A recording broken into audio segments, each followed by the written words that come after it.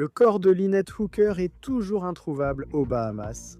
Son mari est en garde à vue. Ils ne sont même plus à un simple texto l'un de l'autre. Ils pourraient probablement prendre la perpétuité si ça tourne mal. Et je ne veux pas croire que quelqu'un d'aussi proche de moi pourrait faire une chose pareille.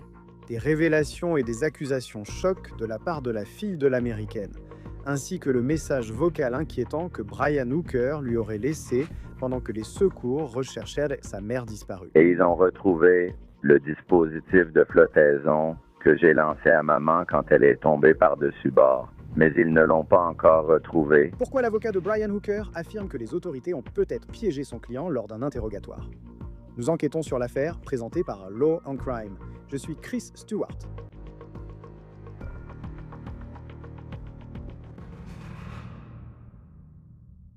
Très bien, nous avons beaucoup de choses à aborder car en ce moment, Brian Hooker est en garde à vue aux Bahamas. Les autorités disent qu'elles ont trouvé des motifs suffisants pour l'arrêter.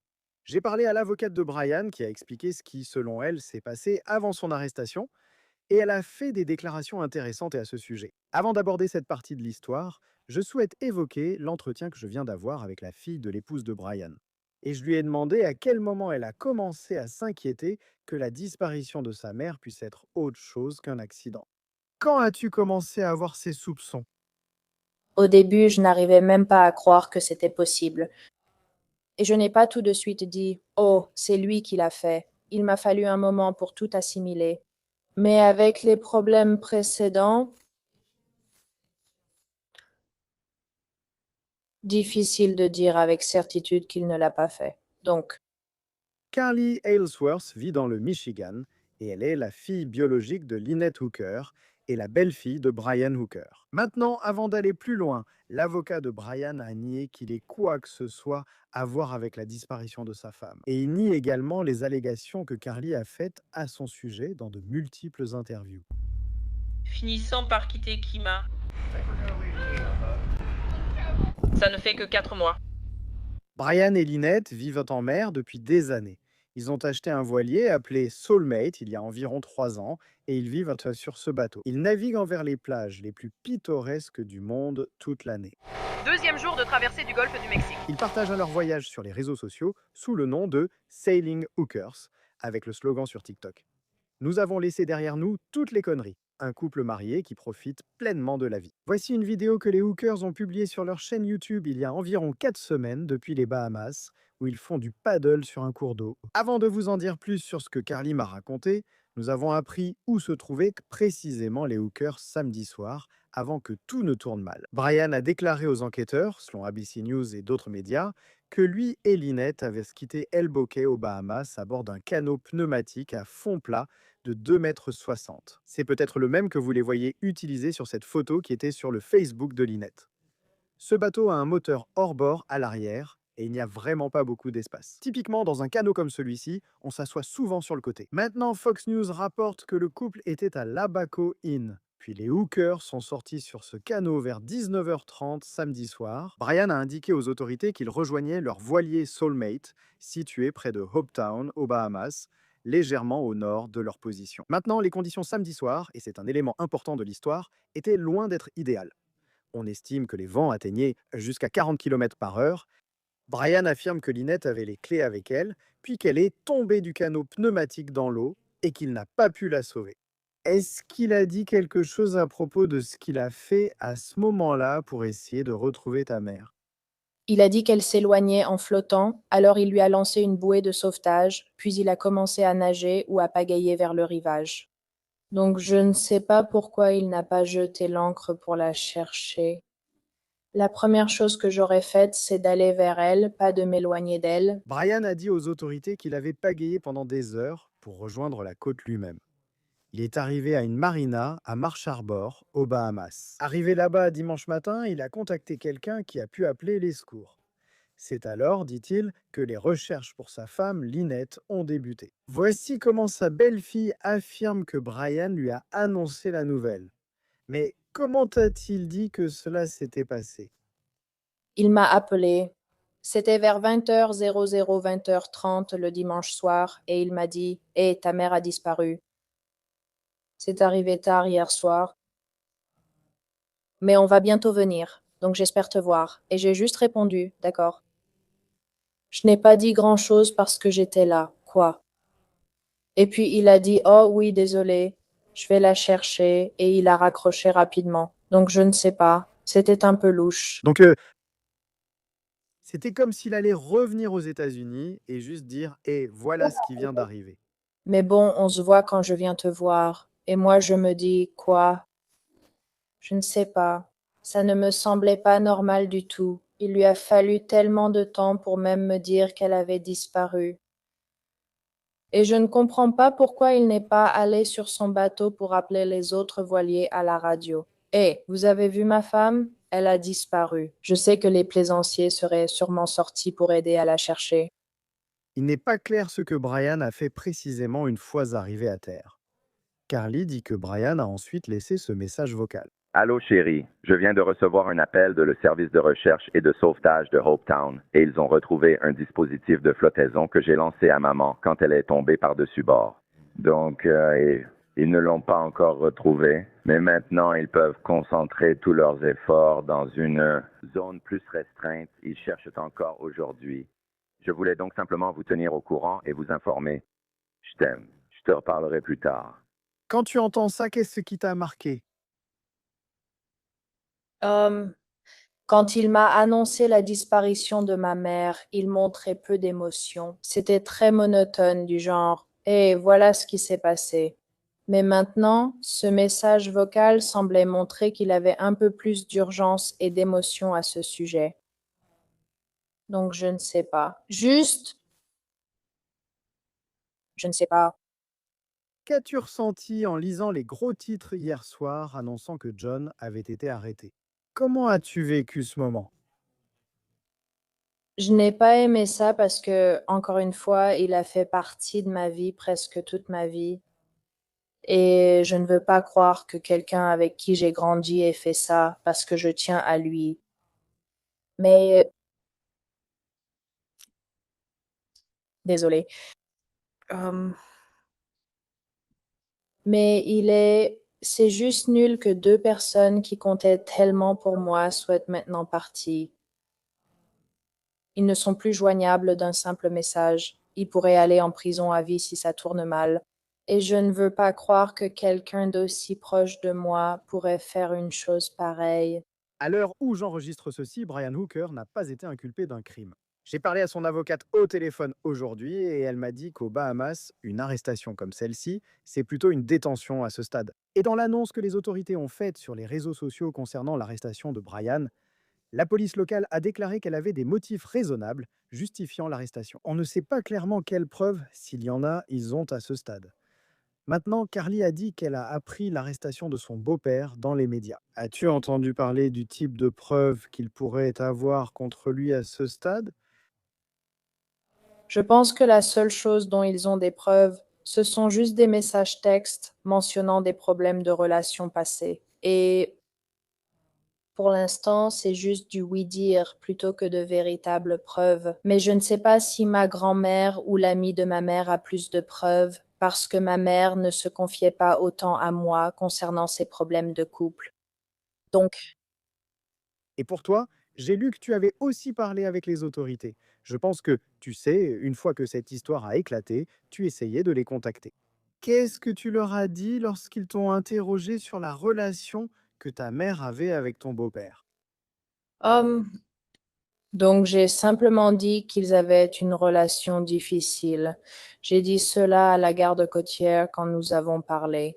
Et j'ai dit que leur relation était difficile et que ça empirait quand ils buvaient. Donc je suis juste inquiète parce qu'il a déjà proféré des menaces par le passé. Donc j'essaie juste de m'assurer que sa colère ne l'a pas submergé et qu'il n'a pas fait quelque chose qu'il ne pourra pas réparer.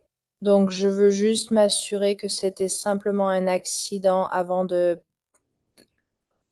penser que mes soupçons sont fondés. Carly a affirmé que les prostituées avaient des antécédents de violence conjugale, mais nous n'avons trouvé aucune affaire criminelle liée aux prostituées et à ces allégations. Et il est important de souligner qu'il ne s'agit pour l'instant que d'allégations. L'avocat de Brian a publié une déclaration à plusieurs médias affirmant que son client nie tout acte répréhensible. y compris les allégations faites par sa belle-fille. À quelle fréquence parlais-tu à ta mère lorsqu'elle vivait en mer? Assez fréquemment, chaque fois qu'elle avait du Wi-Fi. Ils viennent d'installer Starlink, je crois que ça s'appelle comme ça, sur leur bateau. Donc, ils avaient du Wi-Fi quand ils étaient aux Bahamas. Donc, dès que j'avais besoin de conseils, je me tournais vers ma mère et je lui parlais. Et elle m'aidait peut-être à obtenir mon propre appartement un jour. Et elle m'aidait à trouver un appartement pas cher. Et oui, donc elle était toujours là pour moi quand j'en avais besoin.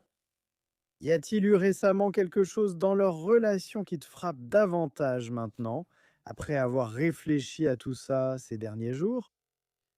Je regrette juste de ne pas avoir été plus attentive. Je ne sais pas ce que j'aurais pu faire, honnêtement, mais elle m'a envoyé un message vocal où elle avait l'air très ivre à 23h30 et j'ai juste répondu. Elle a dit qu'on se parlerait le matin. J'ai dit oh lol, d'accord maman. Et je n'ai rien fait à ce sujet, mais j'aurais dû, je ne sais pas. C'était comme un signe que oui, ils avaient bu et qu'ils buvaient beaucoup. Et je sais qu'ils sont restés sobres pendant environ 1 an et demi parce qu'ils connaissaient les problèmes qui surviennent quand ils boivent. Donc, comme ça arrive plus souvent, je crains qu'il se soit vraiment passé quelque chose. Je sais que ce samedi soir, les autorités ont indiqué qu'ils étaient sortis vers 19h30 sur ce canot pneumatique. Tu penses qu'ils buvaient ce soir-là quand tout est arrivé? Oui, je crois qu'ils buvaient. Ils boivent à chaque fois qu'ils sont au bar. Donc je crois vraiment qu'il buvait. Je n'ai pas de preuves définitives cependant, mais peut-être que je pourrais appeler le restaurant et regarder les caméras. Je ne l'ai pas encore fait, c'est difficile de joindre quelqu'un aux Bahamas. Aujourd'hui, j'ai parlé au téléphone à l'avocate de Brian, Terrell Butler, basée aux Bahamas. Elle affirme que les autorités ont en quelque sorte piégé Brian pour l'interroger. Elle m'a dit que mercredi soir, son client allait sortir avec une autre personne pour ce qu'elle a décrit comme une mission de recherche et de sauvetage pour Lynette. Elle ne savait pas qui était l'autre personne, mais alors qu'il prévoyait de faire cela, les autorités, dit-elle, ont demandé à Brian de venir pour un entretien. Elle affirme qu'on lui a dit que l'entretien ne nécessitait pas d'avocat et qu'il n'était pas suspect. Cet entretien, dit-elle, la police lui a expliqué, était simplement pour obtenir son aide dans l'enquête et la recherche de sa femme disparue. Maintenant, Butler affirme que Brian a été interrogé pendant plus de 3 heures. Et à la fin de cet entretien, les autorités l'ont placé en état d'arrestation. Maintenant, Butler dit qu'aux Bahamas, les autorités peuvent détenir quelqu'un sans inculpation pendant jusqu'à 48 heures au liquor. Et cela peut être prolongé jusqu'à 96 heures tant qu'il y a un interrogatoire officiel du suspect auquel son avocat serait présent. Maintenant, l'avocate de Brian m'a dit qu'elle se trouvait à Grand Bahama lorsque nous parlions au téléphone. Une île différente de celle où Brian était avec Lynette quand tout cela s'est produit samedi soir. Brian a été arrêté à Abaco, une île plus petite. Et son avocate dit que Brian est en train d'être transféré à Grand Bahama. Et quand nous parlions au téléphone, elle a dit qu'elle l'attendait là-bas. Dans des interviews, Carly, la belle-fille de Brian, a affirmé qu'il aurait menacé sa mère. Je l'ai interrogée à ce sujet. Que vous disait-elle sur ces moments? J'ai entendu d'autres amis à elle dire qu'elle affirmait qu'on n'était pas en sécurité avec lui. Parce que quand il se met en colère, il peut devenir effrayant et violent. Je ne l'ai jamais vu frapper quelqu'un violemment, mais il étrangle des gens en les attrapant par le cou. Donc oui, Et tu as vu ça? je l'ai déjà vu faire ça à sa fille. Et en ce qui concerne leur mariage, parce que quand tu regardes leur vie sur les réseaux sociaux, c'est un peu cliché de dire que ça avait l'air parfait, mais ils se rendent sur de magnifiques plages, ils vivent sur un bateau, et ça semble être un style de vie très insouciant. Mais comment tu décrirais leur mariage en fait? Je pense qu'ils aiment vivre des aventures et ils ont passé de bons moments ensemble, mais je pense qu'il y a juste des tensions qui s'accumulent et des problèmes non résolus qui s'empilent. Et oui, la tension, elle ressort simplement quand ils boivent. Est-ce que tu dirais que ta mère était heureuse dans ce mariage? Est-ce qu'elle voulait continuer à vivre cette vie sur un bateau et vivre avec Brian? Je pense qu'elle voulait être heureuse avec lui, mais il ne rend pas toujours les choses faciles. Il sait comment appuyer là où ça fait mal. Donc, je pense, je ne sais pas, je crois qu'elle voulait vraiment que ça marche. Mais Je sais que tu as parlé de tes soupçons concernant son histoire et ce qu'il dit s'être passé samedi soir. À quel moment, alors que tu étais en train de digérer la nouvelle concernant ta mère, as-tu commencé à avoir ces soupçons? Au début, je n'arrivais même pas à croire que c'était réel. Et je n'ai pas tout de suite dit «Oh, c'est lui qui l'a fait». Il m'a fallu un moment pour tout assimiler. Mais avec les problèmes précédents, c'est juste difficile d'affirmer avec certitude qu'il ne l'a pas fait. Les gardes-côtes ont ouvert une enquête criminelle, dit Carly.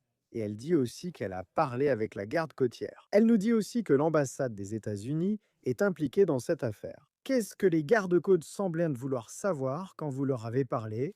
Sur quoi porter leurs questions concernant leur enquête et ce qu'ils font? Quand ils sont venus me voir, j'ai eu l'impression qu'ils essayaient d'abord de rassembler tous les faits avant de décider quelle direction prendre. Ils se demandent s'il y a un intérêt financier derrière tout ça. C'est aussi ce que j'ai pensé en voyant toute cette assurance vie partir. Puis il a simplement pagayé dans l'autre sens. Je ne sais pas. C'est juste qu'ils essaient d'examiner tous les faits. Et puis, plus tard dans la soirée, ils ont qualifié ça d'enquête criminelle. Et si ça ne te dérange pas d'en parler, je veux dire, est-ce que tu savais s'il y avait des problèmes d'argent, comme entre ta mère et ton beau-père? Ma mère disait que quand ils étaient ensemble, leur argent allait bien, mais séparément, elle devait retourner travailler. Et elle allait essayer de travailler à la poste, mais en Floride, mais...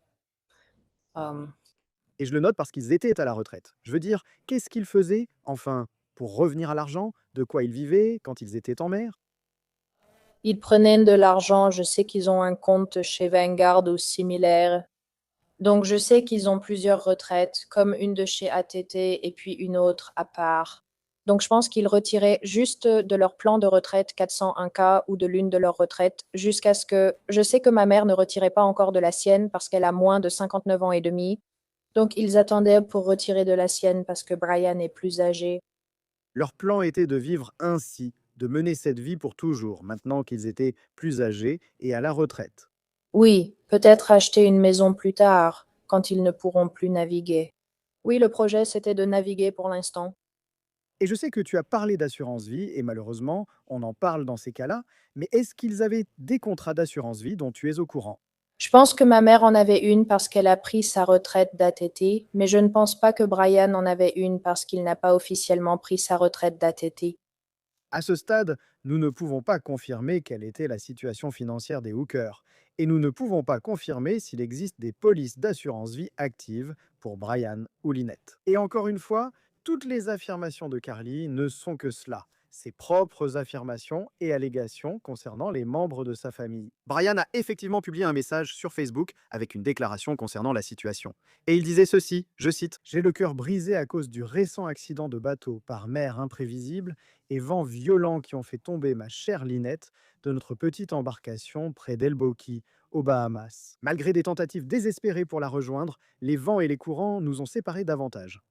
Nous continuons à la chercher et c'est ma seule priorité. Notre famille est profondément reconnaissante envers le peuple bahaméen, en particulier l'équipe de pompiers et de secours bénévoles de Hopetown, la police royale des Bahamas, la force de défense royale des Bahamas et la garde côtière américaine, qui ont travaillé sans relâche pour ramener Lynette auprès de nous. Merci à tous de garder Lynette dans vos pensées et de soutenir notre famille pendant cette période difficile. Ce message a été publié mardi matin. Et maintenant que vous savez, je veux dire, tant de personnes ont vu, vous savez, Ta mère apparaît dans les vidéos publiées sur les réseaux sociaux et les gens commencent à découvrir qui elle était. Que voudrais-tu qu'ils sachent sur elle alors qu'ils suivent cette histoire? c'était une personne très attentionnée. Elle adorait simplement les aventures. Elle aimait être active et elle adorait faire des activités manuelles, comme construire des petits voiliers ou coudre des biminis pour des voiliers. Elle était vraiment une bricoleuse. C'était génial. Carly a engagé un avocat elle-même pendant que tout cela se déroulait et elle a donné plusieurs interviews depuis la disparition de sa mère. Je t'ai vu faire de nombreuses interviews et je suis sûr qu'il y a une semaine, tu n'imaginais pas en faire autant, que ce soit chez toi, avec nous ou à la télévision nationale. Où trouves-tu la force à ce stade de continuer à parler de tout ça alors que tu fais face à quelque chose que la plupart des gens ne peuvent pas comprendre? Donc en ce moment, c'est mon petit ami Steve qui gère mon téléphone parce qu'il n'arrête pas de sonner et de recevoir des messages. Je lui demande de leur parler et d'organiser les interviews. Donc ça m'aide vraiment beaucoup parce que c'est difficile de continuer à faire tout ça, mais je suis contente de parler aux gens pour faire passer le message. Donc tout ce qui peut aider ma mère, je le ferai. Et qu'est-ce que les autorités des Bahamas vous ont dit?